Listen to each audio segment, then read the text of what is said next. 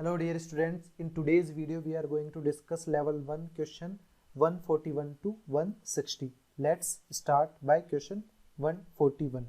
141 में हमारे पास क्या दिया हुआ है? इनिशियली यहाँ पर सिस एल्कीन दिया हुआ है जिसका ब्रोमिनेशन करा रहे हैं, तो ब्रोमिनेशन में हमारे पास क्या होगा? एंटी एडिशन होगा। तो फाइनली प्रोडक्ट क्या बनना है ये डिसाइड करना है। तो स्टीरियो केमिस्ट्री के बेसिस पे कि आप यदि ट्रिक यूज़ करें CBSE टेस्ट, तो हमारे पास सिस एल्कीन पर सिन एडिशन होगा तो इराइथ्रो बनता है, और यदि सिस एल्कीन पर एंटी एडिशन होगा तो यहाँ पर 3O बनेगा। 3O से क्या मतलब है कि इन दोनों कार्बन पर जो ग्रुप आके जुड़ रहा है BR वो अपोजिट डायरेक्शन में होंगे। तो अपन ने यहाँ पर मिथाइल मिथाइल तो टर्मिनल पे, और जो BR है वो अपोजिट हो जाएंगे। ये हमारे पास 3O कॉन्फ़िगरेशन है। यहाँ पर अपन देखें तो ये दोनों कायरल कार्बन है, प्लस यहाँ पर प्लेन ऑफ सिमेट्री या सेंटर ऑफ सिमेट्री नहीं है, तो ये कंपाउंड क्या हो जाएगा? ये कायरल कंपाउंड हो जाएगा, यानी ऑप्टिकली एक्टिव हो जाएगा, तो इसका एक मिरर इमेज भी एग्जिस्ट करेगा। तो यहाँ पर फॉर्म जो हो रहा है वो हो रहा है 3U23 डाइब्रोमोब्यूटेन, तो ऑप्शन बी यहाँ पर करेक्ट आंसर हो जाएगा। नेक्स्ट अपन देखते हैं 142। 142 में हमारे पास क्या दिया हुआ है? एनर्जी डायग्राम दिया गया है जिससे एन ब्यूटेन मिल रहा हो। तो एन ब्यूटेन अपने पास cis two butane, trans two butane और 1 ब्यूटेन से बन सकता है, एथीन से नहीं बन सकता, तो ये कैंसिल हो गया। अब यहाँ पर अपने को ABC जो ज़्यादा हाइयर एनर्जी होगी, ज़्यादा स्टेबल होगा या लेस स्टेबल होगा? ये लेस स्टेबल होगा। और मोर सबसे हाईएस्ट स्टेबल जिसकी सबसे कम एनर्जी होगी, हाईएस्ट स्टेबल। तो अपन यहाँ पे देखिए सिस टू ब्यूटेन का स्ट्रक्चर कुछ ऐसा होता है, ट्रांस टू ब्यूटेन का स्ट्रक्चर कुछ ऐसा, और 1 ब्यूटेन का कुछ ऐसा होता है। तो यहाँ पर हमारे पास 2 अल्फा एच होता है, यहाँ पर 6 अल्फा एच और 6 अल्फा एच होते हैं, बट ट्रांस की स्टेबिलिटी इससे ज़्यादा होती है। तो सबसे ज़्यादा स्टेबल यहाँ पर ट्रांस एल्कीन है, इसलिए C यहाँ पर जो होगा वो हमारे पास क्या होगा? Trans to butene. नेक्स्ट है 143। Which of the following compounds with molecular formula C5H10 yields acetone on ozonolysis, कि एसीटोन का फॉर्मेशन हो। तो अपन क्या करें? ए कंपाउंड का स्ट्रक्चर बनाते हैं, 2 मिथाइल 2 ब्यूटीन। तो 2 ब्यूटीन का स्ट्रक्चर आपने बना दिया ऐसे, और 2 पे मिथाइल लगा दिया, इसका आपने ओजोनोलिसिस कराया।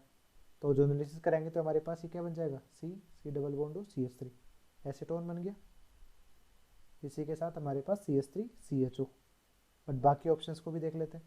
बाकी ऑप्शंस में 3 मिथाइल 1 ब्यूटीन, यानी 1 2 3 4 है, 1 ब्यूटीन इस तरह से और 3 मिथाइल यहाँ पर जोड़ दिए, तो यहाँ पर एसीटोन अपने पास नहीं बनेगा। एसीटोन का स्ट्रक्चर ये होता है। तो हमारे पास करेक्ट आंसर जो हो जाएगा ए ऑप्शन हो जाएगा। नेक्स्ट है 144। What is the major organic product of the following reaction? हमारे पास यहाँ पर KMnO4 OH- और कोल्ड कंडीशन में दिया हुआ है, यानी ये कौन सा रिएजेंट है? ये है बेयर्स रिएजेंट। बेयर्स रिएजेंट में हमारे पास क्या होता है? डाई हाइड्रोक्सिलेशन होता है, OH ग्रुप आकर जुड़ जाते हैं दोनों पे, और ये सिन एडिशन रिएक्शन होती है।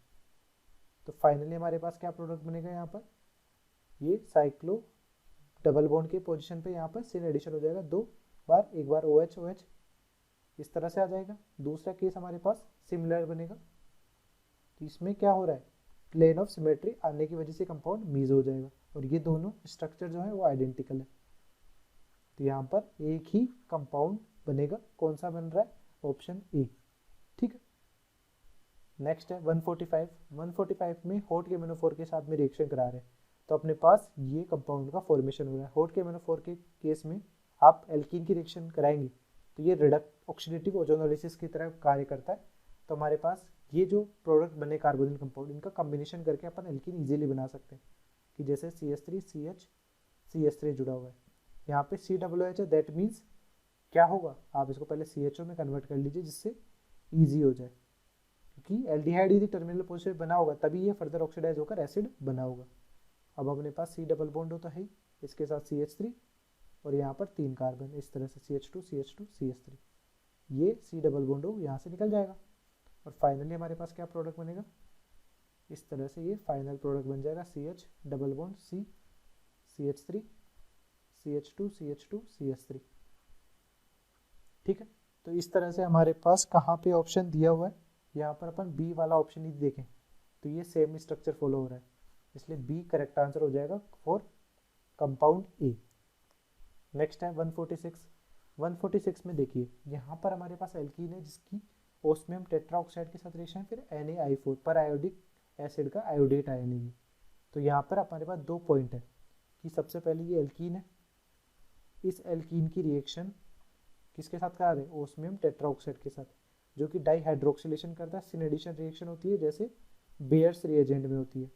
तो हमारे पास ये डबल बॉन्ड जो है इस पे OH आके OH ग्रुप आके जुड़ जाएंगे, विसिनल डाइऑल का फॉर्मेशन हो जाएगा। अब ये हमारे पास बन गया, इसकी फिर Na2 के साथ में आप रिएक्शन कराएंगे।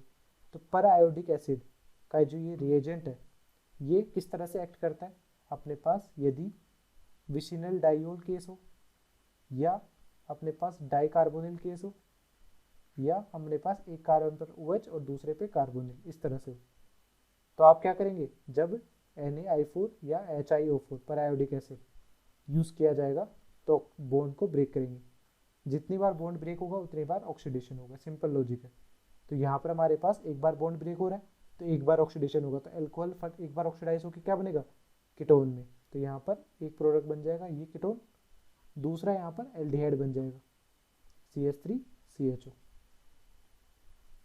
तो यहाँ पर हमने पास कॉम्बिनेशन देखें, तो यहाँ पर हमारे पास कौन सा कॉम्बिनेशन है, ऑप्शन सी में यहाँ पर अपने को करेक्ट मिल रहा है। ठीक है, ये फर्दर ऑक्सीडाइज नहीं होगा, यहाँ पर यदि और OH बॉन्ड कुछ होता जुड़ा हुआ तब अपन इसको फर्दर ऑक्सीडाइज करते, अदरवाइज ये एल्डिहाइड तक ही ऑक्सीडाइज होगा।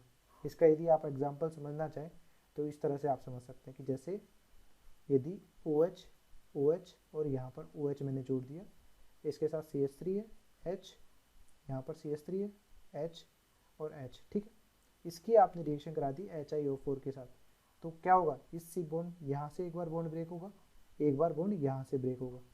तो इन दोनों से यहाँ पर इस पार्ट से और इस पार्ट से क्या मिलेगा, CH3CHO, 2 मोल CH3CHO मिल गया। इसके बाद जो हमारे पास 1 मोल आप देखेंगे यहाँ पर जो मिडल वाला ग्राउंड है, इससे यहाँ पर 2 बार बॉन्ड ब्रेक हो रहा है, तो इससे अपने को क्या मिलेगा, इसके कोरस्पॉन्डिंग अपने पास फॉर्मिक एसिड मिलेगा HCOOH। 2 बार ऑक्सीडेशन हुआ, पहले HCHO बनाए फिर HCOOH बनाए। ठीक है, तो इस तरह से इसको सॉल्व करते हैं। इसी तरह नेक्स्ट क्वेश्चन है, compound A on oxidation with OSO4 NiO4 gives hexane dial. Hexane dial का स्ट्रक्चर कुछ ऐसा होगा, CH डबल बॉन्ड O, यहाँ पर CH डबल बॉन्ड O। तो ये आप निकाल देंगे तो हमारे पास डायरेक्टली एल्कीन का फॉर्मेशन हो जाता है। इस तरह से भी देख सकते हैं ओजोनोलिसिस में यदि आप बात करते तो, यदि आप यहाँ पे ओजोनोलिसिस कराते तो ये ऐसा ही बनता। बट अपने पास यहाँ पर देखें तो ओस्मियम टेट्राऑक्साइड के साथ पहले रिएक्शन, पहला ऑप्शन में देखें तो यहाँ पे रिएक्शन नहीं होती है, एल्काइन के साथ बेयर्स रिएजेंट या OSO4 रिएक्शन नहीं देता है।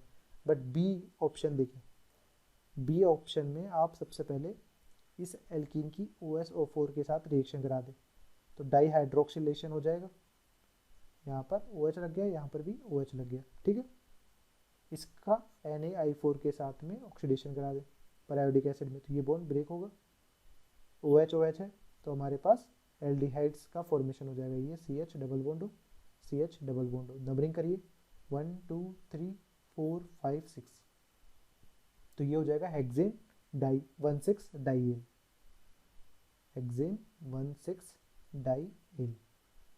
तो ऑप्शन बी से अपने को रिक्वायर्ड प्रोडक्ट का फॉर्मेशन हो सकता है। ठीक है, नेक्स्ट है 148 में हमारे पास क्या दिया हुआ है कि एक रिएक्शन है एल्कीन की सेलेनियम डाइऑक्साइड के साथ। तो सेलेनियम डाइऑक्साइड से क्या होता है, अलाइलिक पोजीशन पर ऑक्सीडेशन होता है। तो किस तरह से ऑक्सीडेशन होगा इसको अपन डिटेल में देख लेते हैं एक बार, कि हमारे पास सेलेनियम डाइऑक्साइड पे अलाइलिक हाइड्रोक्सिलेशन या ऑक्सीडेशन आप कह सकते हैं। अलाइलिक पोजीशन कौन सी पोजीशन होती है कि ये जो डबल बॉन्ड कार्बन है इसके ये वाला कार्बन, ये अलाइलिक कार्बन होता है। तो होता क्या है यहाँ पर कि जो अलाइलिक कार्बन होगा वो किस, वहाँ पर हाइड्रोक्सिलेशन होगा, यानी OH ग्रुप आके जुड़ जाएगा। तो सिंपल आपको क्या करना है, डबल बॉन्ड के पास वाला अल्फा H पे OH आके जोड़ देना है। ठीक है, बट यदि हम यहाँ पर क्या करते, यहाँ पर थोड़ी वेराइटीज आ जाए कि अपने पास इधर देखें ये तो डबल बॉन्ड है, इधर हमारे पास 2 CH3 जुड़े हुए, इधर CH3 जुड़े हुए, किस पे हम OH आके जोड़े, तो अपने पास ये स्टेटमेंट काम आएगा। स्टेटमेंट क्या है, methyl group of more substituted end of double bond gets hydroxylated, कि जो डबल बॉन्ड के 2 कार्बन है उनमें से जो सबसे ज़्यादा सब्सटीट्यूटेड है, यहाँ पर एक H है और एक मिथाइल है, एक ही मिथाइल ग्रुप जुड़ा हुआ है, यहाँ पे 2 मिथाइल ग्रुप जुड़े हुए हैं, तो 2 मिथाइल ग्रुप वाला हाइड्रोक्सिलेट ज़्यादा हो जाएगा। तो हमारे पास इसमें यदि सेलेनियम डाइऑक्साइड के साथ रिएक्शन कराएंगे तो ये किसी भी एक H को आप रिमूव कर यहाँ पे ऑक्सीडाइज कर दीजिए। ठीक है, इसके बाद में यहाँ पर है with preference of CH2 over CH3। अब ठीक है कि अपने पास जो ज़्यादा सब्स्टिट्यूटेड है उस पर करेंगे, तो हमारे पास एक और केस बन सकता है कि ये जो कार्बन है डाई सब्स्टिट्यूटेड है, बट यहाँ पर इस कार्बन पे आप OH जोड़ेंगे या इस कार्बन पे OH जोड़ेंगे, तो एक ये CH3 है और एक ये सिंपल CH2 है। तो ऐसे केसेस में आप CH2 को प्रेफरेंस देंगे CH3 से। तो हमारे पास यहाँ पर सेलेनियम डाइऑक्साइड के साथ रिएक्शन कराने पे क्या बनेगा, CH3C, यहाँ पर ये CH3 तो ऐसा कैसे रहेगा, इस CH पे OH आके लग जाएगा। ठीक है, तो इस तरह से हमारे पास प्रोडक्ट का फॉर्मेशन होगा। ये आपको ध्यान रखना है, व्हेन एल्कीन की रिएक्शन आप सेलेनियम डाइऑक्साइड के साथ करेंगे तो एलाइलिक पोजीशन पर हाइड्रोक्सिलेशन होगा, यानी OH ग्रुप आके अटैच हो जाएगा। तो इसी बेसिस पे अपन क्वेश्चन को सॉल्व करते हैं जो हमारे प्रीवियस था कि यहाँ पर सेलेनियम डाइऑक्साइड के साथ रिएक्शन कराएंगे तो ये अल्फा पोजीशन है, तो यहाँ पे प्रोडक्ट क्या बन जाएगा, CH3 CH OH CH double bond CH2, ये हमारा प्रोडक्ट बन जाएगा। तो कौन से ऑप्शन से मैच कर रहा है, ऑप्शन ए से मैच कर रहा है। नेक्स्ट है कि among the following which alkene will be oxidised by selenium dioxide.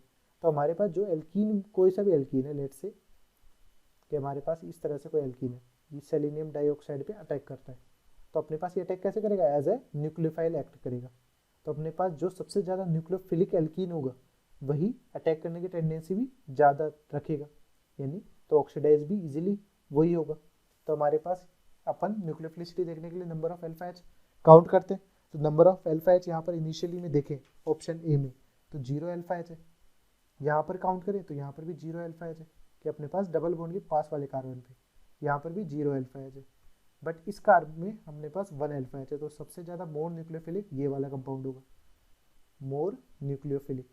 तो इसके SiO2 पे अटैक करने की टेंडेंसी ज़्यादा होगी, तो इजीली ऑक्सीडाइज ये वाला हो जाएगा।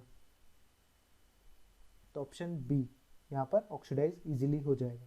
इसके अलावा आप इस तरह से भी देख सकते हैं कि ये अल्फा एच जो प्रेजेंट है इसका होना बहुत ज़रूरी है फॉर ऑक्सीडेशन, यदि ये नहीं होगा तो वहाँ पर ऑक्सीडेशन अलाउड नहीं हो पाएगा। ठीक है, तो ये नेसेसरी हाइड्रोजन है for oxidation, necessary hydrogen for oxidation. Clear है, यदि अल्फा पोजीशन पे हाइड्रोजन प्रेजेंट नहीं है तो वहाँ पर सेलेनियम डाइऑक्साइड की प्रेजेंस में ऑक्सीडेशन नहीं हो सकता। तो करेक्ट आंसर क्या हो जाएगा, बी। नेक्स्ट है हमारे पास 150 में अपन देखें यहाँ पर हमारे पास क्या क्या है, ओजोनोलिसिस करा रहे एक सॉल्वेंट CH2Cl2 की प्रेजेंस में, बट यहाँ पर गौर करने वाली बात क्या है कि बहुत ही लो टेम्परेचर दिया हुआ है, -78 डिग्री सेंटीग्रेड दिया हुआ है, रूम टेम्परेचर भी दिया हुआ नहीं। तो हमारे पास जब अपन ओजोनोलिसिस कराते हैं तो हमारे पास सबसे पहले क्या बनता है, एक ओजोनाइड इंटरमीडिएट का फॉर्मेशन होता है इस तरह से। ठीक है, ये है ओजोनाइड।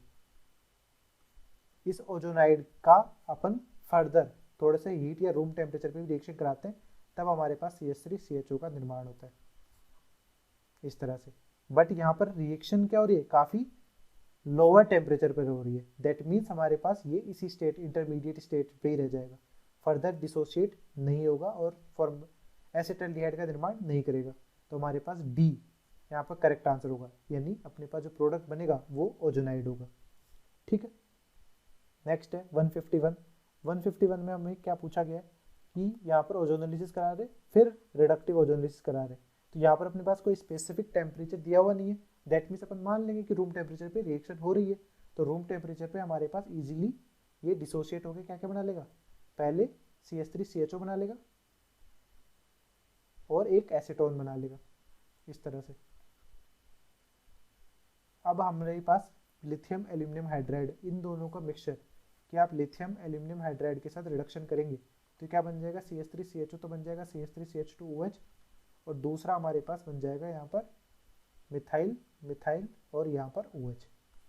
तो ऐसा कौन से ऑप्शन में मिल रहा है फाइनल प्रोडक्ट्स के कॉम्बिनेशन में, ऑप्शन डी में मिल रहा है। ठीक है, नेक्स्ट अपन देखते हैं कि which among the following alkene will be most reactive for hydrogenation reaction. तो हाइड्रोजनेशन रिएक्शन में क्या होता है कि जो भी एल्कीन अपन लेते हैं इस तरह से कि लेट से R डैश R और R डैश, इसका किसी मेटेलिक सरफेस पे जो हाइड्रोजन गैस एड्जॉर्ब्ड है वो आकर इस तरह से लिंक होती है।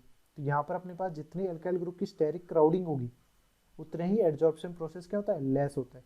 तो जितना लीस्ट क्राउडेड एल्कीन होगा, लीस्ट क्राउडेड एल्कीन होगा, least crowded alkene, more adsorption, more hydrogenation, adsorption of H2 gas,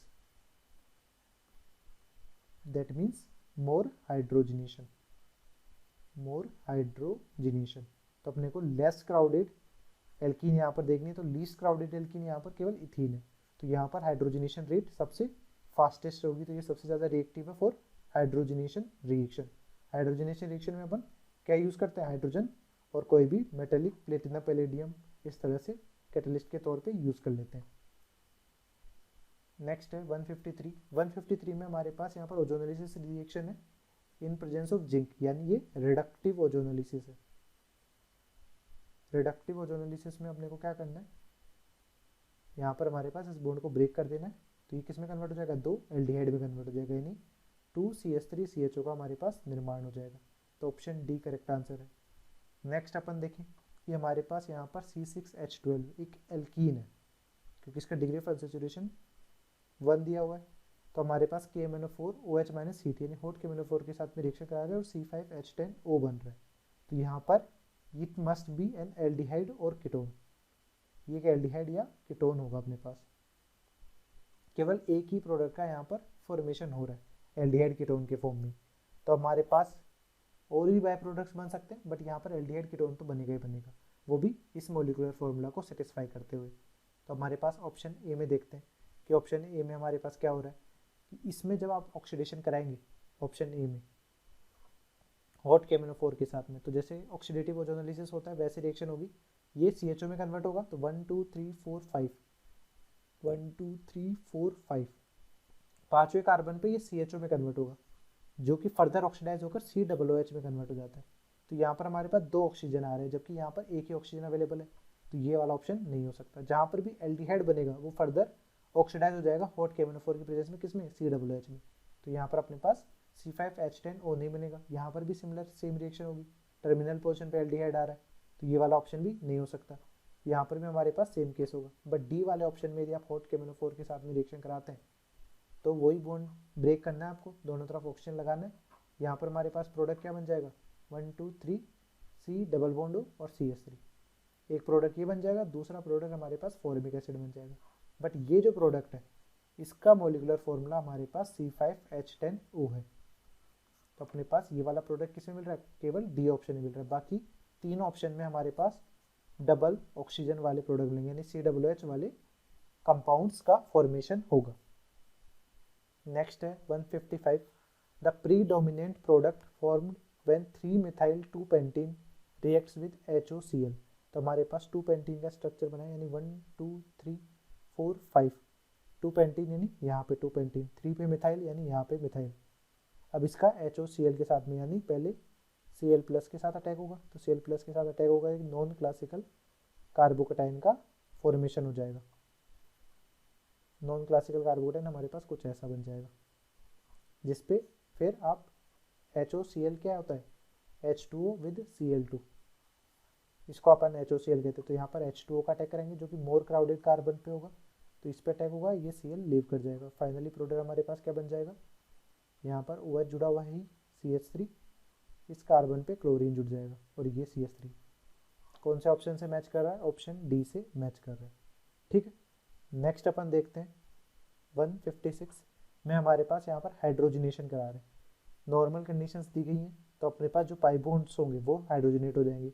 एक बार ये हाइड्रोजनेट हो जाएगा, एक बार ये हाइड्रोजनेट हो जाएगा, एक बार ये हाइड्रोजनेट हो जाएगा। बट बेंजीन रिंग यहाँ पर हाइड्रोजनेट नहीं होगी, उसके लिए अपने को हाई टेम्परेचर और प्रेशर कंडीशन गिवन होनी चाहिए। तो हमारे पास यहाँ पर तीनों हाइड्रोजनेट जब हो जाएंगे केवल बेंजीन रह जाएगा। तो ऐसा कौन से ऑप्शन में, यहाँ पे डी ऑप्शन में ऐसा पॉसिबिलिटी दिख रही है।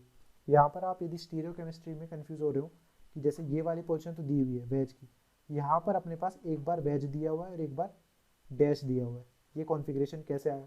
तो इस अरेंजमेंट को आप गौर से देखें कि हमारे पास यहाँ पर ये बॉन्ड तो चलो इस तरह से है, यहाँ पर कोई प्रॉब्लम है नहीं। ठीक है, यहाँ पर अपन क्या करेंगे, सिन एडिशन रिएक्शन होगी। तो हमारे पास दोनों हाइड्रोजन आइदर वेज डैश में आएंगे, तो यहाँ पर वेज में आ गया, ठीक है। यहाँ पर एक और हाइड्रोजन ऑलरेडी जुड़ा हुआ था, उसको अपन ने क्या कर दिया, सिंपल बॉन्ड में रख दिया, जैसे यहाँ पर ये है, तो यहाँ पर हाइड्रोजन जुड़ा हुआ है, तो ये वेज में है, तो दूसरा अपने पास ऑटोमेटिकली ये बॉन्ड किस में होगा, डैश में हो जाएगा, क्योंकि अपने को ये कार्बन टेट्राहेड्रल अरेंजमेंट में चाहिए। तो ये दो बॉन्ड प्लेन में है, तो एक आउट ऑफ द प्लेन होगा, एक टुवार्ड्स अपनी तरफ टुवार्ड्स द व्यूअर होगा, एक अवे फ्रॉम द व्यूअर होगा। सिमिलरली केस अपने पास डैश वाला भी हो जाएगा। जब हमारे पास क्या होगा, अपन कॉम्बिनेशन कुछ ऐसा बनाए कि यहाँ पर ये हाइड्रोजन इस तरह से सेन एडिशन में आ रहे हैं, तो ये क्या हो जाएगा, वेज पोजीशन पे हो जाएगा, और बाकी हाइड्रोजन और ये ग्रुप ऐसा कैसे अटैच्ड होंगे, ठीक है। अब आप इसमें कंफ्यूज ना हो कि हमारे पास यहाँ पर 4 इक्विवेलेंट हाइड्रोजन दिए गए, तो यहाँ पर अपने को बेंजीन का भी हाइड्रोजनेट कराना चाहिए। नॉर्मल कंडीशन में बेंजीन हाइड्रोजनेट नहीं होता है, तो अपने पास 3 मोल यूज हो जाएंगे और 3 पाई बॉन्ड रेड्यूस हो जाएंगे, तो ऑप्शन डी यहाँ पर करेक्ट आंसर हो जाएगा।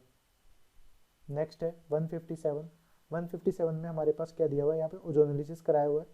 ओजोनोलिसिस में अपन देखें तो ये बॉन्ड ओजोनोलाइज होगा, यहाँ पर ऑक्सीजन, यहाँ पर ऑक्सीजन, ठीक है। तो यहाँ पर प्रोडक्ट कैसा बन जाएगा, कुछ इस तरह का प्रोडक्ट बन जाएगा।